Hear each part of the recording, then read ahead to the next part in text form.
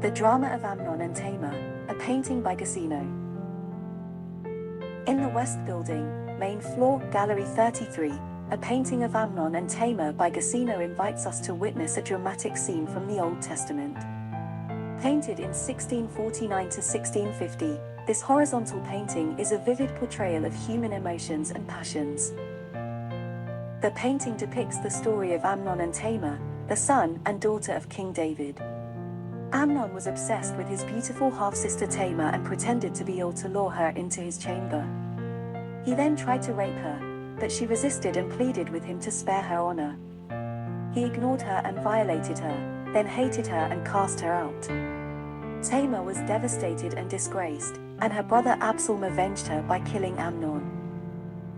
Guercino captures the moment after the rape, when Amnon rejects Tamar and orders her to leave. Amnon stands to our left, with his lean, muscled body facing us, but he turns his face to our right in profile to look at Tamar with his chin dropped. His thick, dark hair is brushed back. He has a long, straight nose and his lips are parted. His left arm, on our right, is raised to shoulder height, elbow pointed out at Tamar, and that hand is clenched in a fist in front of his chest. His other arm is slightly bent at his side, that hand also balled into a fist.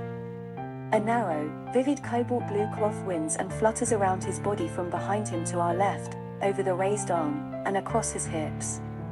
His expression and gesture show his anger and contempt for Tamar. Tamar stands to our right, with her back to Amnon, and she looks back over her right shoulder. Her copper-red hair blows back from her face, lifting off her shoulders.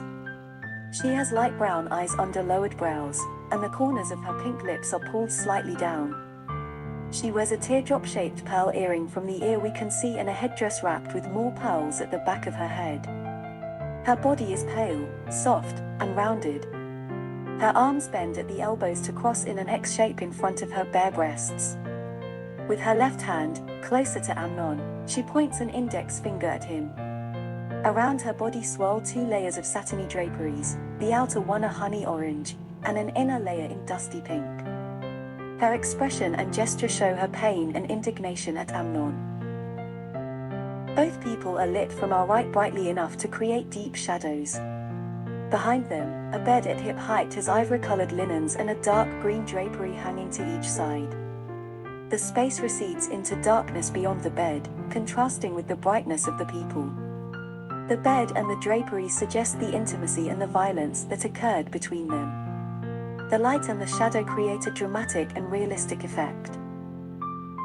Guercino's mastery lies not just in his ability to capture physical beauty, but also to imbue this scene with an emotional intensity that transcends time and space. He uses bright and contrasting colors to create a vibrant and dynamic painting. He adds his own touch by using realistic and expressive details, such as the texture of the hair and the cloth, and the gestures of the hands. He combines these elements with his own originality and creativity, and creates a distinctive style that made him one of the most influential and prolific painters of his time. His paintings, in particular, are renowned for their emotion, expression, and richness.